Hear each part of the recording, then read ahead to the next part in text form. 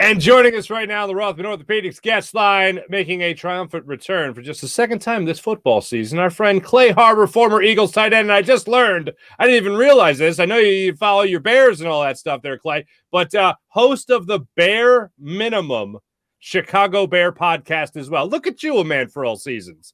Yeah, man, the Bare Minimum. It's a Bear podcast. It's I'm working in collaboration with a couple of businesses in Chicago that are big Bear fans, and they wanted to start a podcast, and we got to talking, and we agreed on a name. The Bare Minimum was funny, and me and a local writer, Marshall Harris, decided to go in together, and hey, we're doing the Bare Minimum and the Bare Minimum on the podcast. That's not a beautiful bald-headed gent named Marshall Harris, formerly of Philadelphia fame, is it? He used to be the Philadelphia writer, CBS guy, and that's my the guy I work with on CBS Chicago when I'm doing the post-game show is Marshall Harris. Oh boy! Now I got to give him a shout out. That's just fantastic. No, love Marshall, great guy. He's been on the show. Love that guy. All right, so I just saw earlier today ESPN came out with its rankings, and I'm just curious as to whether or not the 31st ranked team by the NFL Power Rankings for the ESPN, that's what the Chicago Bears were ranked. What was the Chicago fan base's reaction to such a thing? Honestly, the Chicago fan base was right there with them. I mean, this team is not good. I mean, basically it's Justin Fields versus whoever we're playing right now, and unfortunately, that happens to be the Philadelphia Eagles this week. For the Bears, obviously, I still follow my Eagles. I'm a big Eagles guy, too. But the defense, I mean, it's the worst defense in the league. I don't know the numbers. You know, Pro Football Focus has them graded as the worst defense in the league. I, myself, on the eye test, know that they're the worst defense in the league. And they have the worst defensive line I've literally ever seen in football. No pressure, the least amount of sacks in the league at 15. The Eagles will get that in 2 games. They have 15 sacks on the season. So this D-line is just atrocious. The last few weeks, they've been missing Jaquan Brisker and Kyler Gordon. Eddie Jackson's out for an injury. Their secondary is just depleted. They got undrafted rookies running all around the field. Their linebacking core, they traded Roquan Smith, but Jack Sanborn, an undrafted rookie, he's actually been playing pretty well. Nick Morrow's okay. And that's actually the highlight of the defense, an undrafted rookie and a journeyman. So this defense is bad. I think the offense is actually a little bit better. It's actually a pretty over the last 7 games, they're averaging 25 points a game, which makes them, top 7 offense. Mm-hmm. But the first 6, they're averaging 15. But ever since their pseudo bye week, when they had the Thursday night football game, they came back and they started running a Baltimore Ravens type offense with Justin Fields running the ball instead of Luke Getsy having him back there like he's Aaron Rodgers. He's not Aaron Rodgers. He's got to run the ball. He's got to get him on the move, things like that. They did that. Now Fields has come out as a bona fide weapon. Like I said, averaging 25 points the last 7 games, which is incredible. And the offensive line has improved greatly because of the switch as well in scheme. And they're graded on Pro Football Focus as the 12th best offensive line in the league after starting the season as 32nd. Wow. Okay. Last reaction question I'll ask you from the fan base's standpoint in Chicago there. They trade Robert Quinn to the Eagles. Robert Quinn barely plays, then gets IR'd, and now I thought originally that the Eagles and Howie Roseman had fleeced the Bears out of a deal. Were the Bears fans overjoyed that they at least got something for Robert Quinn at this age and lack of production? What was the reaction there? It was funny seeing both sides of the fan base because the Bears fans were just couldn't believe they got something for Robert Quinn, who hadn't had a sack and hadn't had any pressures. Was the 5th worst graded defensive lineman in the NFL, according to Pro Football Focus. He just wasn't doing anything. And obviously he was drawing double teams, didn't have Khalil Mack on the other side anymore, but he just wasn't doing anything for the Bears. And the fact that he's on the end of his deal, you're basically renting him for, 7-8 games, and to get a 4th round pick out of that, Chicago was ecstatic. And then Philly, on the other hand, thought that they got a steal. You're like, oh, we got this guy for 8. So it was weird seeing both sides of that. I'm like on Twitter, I'm like, okay, like which side is right here? And like, I guess we'll see. Unfortunately, he's on IR, so it looks like the Bears actually won that deal. But Howie has done a hell of a job in every other aspect of the team. It would be damn near perfect. The guy he trades for that wasn't even a safety, trades for him to play safety in CD Deuce, Charles Gunnar Johnson. He ends up leading the league in interceptions. Like, what are the odds of that happening? What are the odds? But I do want to ask you about your Eagles as well, because, of course, you played here in Philadelphia. You were a tight end for this football team for a number of years. You've told us about that in past visits to the show. How are you as dazzled as everybody else when you're watching Jalen Hurts perform at the level in which he's performing at? I knew when we saw him in training camp, Mark. I went out there and I said, wow, this guy's incredible. You know, he saw a lot of criticism still on Twitter. Oh, Hurts he's not, you know. What are they talking about? This guy looks incredible. He looks great. He's getting the ball out. And he's doing this in camp when he's not even able to use his legs. You're not running zone read or quarterback run in camp. You know, he is looking like a real quarterback, and he's just improved on that. And he's one of the hardest working guys on the field, on the team, in the league. From everything I'm hearing from guys close to the team, he's exactly the guy you want leading your team.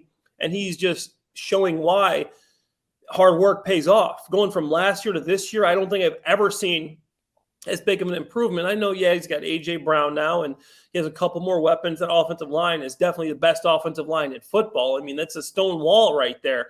But to see what he's done from last year to this year is truly impressive. And I think, hands down, I don't even think it's a question that Jalen Hurts is my MVP. Love hearing it. Love hearing it. Want to ask you about another guy that's getting a lot of adulation right now in the city of Philadelphia, and hopefully some Pro Bowl consideration as well. He's got 8.5 sacks on the season. That's Brandon Graham. Just had 3 sacks against the New York Giants. You played with Brandon Graham. You were there when he was drafted, and people were looking at Brandon Graham and like, well, what's he going to be? Is he going to be Earl Thomas? Is he going to be better than him? He's a bust. What's going on here? Do you remember the early days of Brandon Graham, and when did you know that this guy could be something special in the NFL? Mark, I was in the same draft class as BG. We both got drafted in the same draft. He was the first round, 4th round pick. BG and me go way back, and I had a great time with him as a teammate. And he just keeps getting it done, man. He's just a guy that has longevity. He gets his work done. He's a hard, diligent worker. He's a fun guy to be around off the field, and he's just a smart player. He's just a ball of muscle, and he's hard to block because – you know, he's not the biggest guy. He's not the most, like, you don't look at him and think, man, this guy's strong. He's huge. He's stout. He is just an athlete. He's got a low center of gravity, and he can just bend where he's supposed to bend, and he's just really, really smart and technical. And he's gotten better, and he's taking care of his body. I talked to him this offseason. He said he's really worked on his diet. The thing that's helped him the most is how diligent he is with his diet now. And I go, BG, so I can't even get out of bed some days, and you're still doing this? I think, man, it's my diet. You know, it's my diet. I just felt so he's really taking care of his body, and it's crazy because people were calling him a bust. You know, like early in the hey, this guy was a bad draft, but he's bust. And now, in my opinion, I mean, he's a Philadelphia Eagle Hall of Famer. I mean, absolutely, he's a Philadelphia Eagle Hall of Famer. And I mean, if he keeps going, he might get some consideration for the league. I mean, it's taking a little far now, but you think about what the guy's been able to do, win a ring. He wins another ring this year after having another good year with double-digit sacks. I mean, the guy just keeps adding to his resume, keeps getting it done, and there's no end in sight. So really happy for him. And I think he's going to have a good game because he's going against Larry Borum or Riley Reif this week, which are guys that I think will struggle with a guy like Brandon Graham. Mm-hmm. All right. Now, when you look at this, when you look at this, Clay, the Eagles obviously are the favorite in this game. The Bears are not really expected to put up much of a fight here, but the famous words trap game come into play here. And we got into this a little bit. A guy named Jeff in our chat brought it up yesterday during the show, and I have to ask this question, and I'm thinking along those lines anyway. How do you protect against a trap game? How do you protect against, all right, we got the Bears this week, but we got the Cowboys next week. How do you not look ahead? How do you stay focused? How do you avoid a trap game? You know, I think some of the recipe is there because the Bears were on a bye week, right? They had the bye week, so they had some time to get healthy. Justin Fields had his shoulder. He couldn't run the ball so much last week. But last week, Justin Fields' highest grade of the year throwing the ball, he was the highest graded quarterback in the entire league last week on Pro Football Focus. The entire league. Not last week, 2 weeks ago, when last game he played. Sorry, bye week. He was the highest graded quarterback. So he's getting better. Then you add him throwing the ball and running the ball in there. Okay, I could see that. And then now we got the defense coming back. Obviously, they still have injuries. Eddie Jackson's not there. But you're getting Kyler Gordon back, and you're getting Jaquan Brisker. It's a cornerback and a safety. Okay, maybe they help. You know, the D-line, maybe the the bye week, I mean, maybe some miracle happen and they can generate some pass rush. I just don't see how the Bears are going to stop Jalen Hurts and this offensive line. The fact that the Eagles are 50-50 run pass. You got Miles Sanders, top 10 in average, top 10 in yards. So you subtract that, you still got A.J. Brown, Quez Watkins, Devontae Smith, and Jalen Hurts throwing the ball. I know people are saying it could be a trap game, but this defense is bad. The Bears offense, I think, will score, but I just don't think the defense can stop the Eagles. Mm-hmm. How does a team stay that focused? Like when a team is having all the success that they're having and they know the bigger game is a week away and they just came off a huge 48-22 win over a division rival like the New York Giants on the road nonetheless. How do they stay focused on the task at hand? What's going on in the Eagles locker room? What's going on at the NovaCare complex this week? If you were in there, what do you think you'd be seeing? I know what you saw. You saw what I saw. You saw when Quez Watkins and A.J. Brown were clowning around on the sidelines, laughing, just beating the heck, out of this team, the Giants. Do you see what Jalen Hurts was doing? Stone face. That's what he's doing. Watching at home, I was just giving a scowl. For the people on the podcast, Clay Harbor just scowled directly at me, and I'm terrified. Yeah. Jalen Hurts is not a guy that's going to get distracted. That's why he's the MVP this year. That's why he's been so consistent. He's a guy that is a diligent worker that's going to come in, get the job done. Yeah, some of these guys might look at this defensive line and say, okay, this is embarrassing. Because I say that sometimes. I go, man, it just makes me want to come back and play tight end. Because the way these guys are getting blocked, I mean, it just looks easy watching the Bears. But Jalen Hurts will not let this team take this game lightly. I guarantee it. He's not going to come in and lay an egg. That's not him. So that's why I'm confident for the Eagles and, not so confident for the Bears that the Eagles will win this game. Do you have an early score, an early prediction? How do you see this playing out? Do you see this just being a real shootout? How do you see this going down? 42-28 Eagles shootout. You know what? I love it. I can't wait to see it. As long as it ends with the Eagles winning the game, I'm just fine and dandy with it. And I have a feeling that Justin Fields, he's going to be running all over the place and frustrating the hell out of a lot of Eagles fans, especially on third and medium situation where he just says, I'll take off. I'll get this. That's what I feel like is going to happen in this game. But yes, I'm with you as well. The Eagles win it. Yeah, it's going to be a tough task for, TJ Edwards isn't the most fleet of foot. I think he's a great, unbelievable linebacker. Kaiser White's a little faster, but Justin Fields, here's a stat for you. He has more 20-mile-per-hour games, according to Next Gen Stats, ESPN's Next Gen Stats, than any player since 2018. More 20-mile-per-hour ball carries. So this guy, he runs a legit 4.3, 4.4. One of the fastest guys on the field. That's why he has a chance to break the single season rushing record for a quarterback.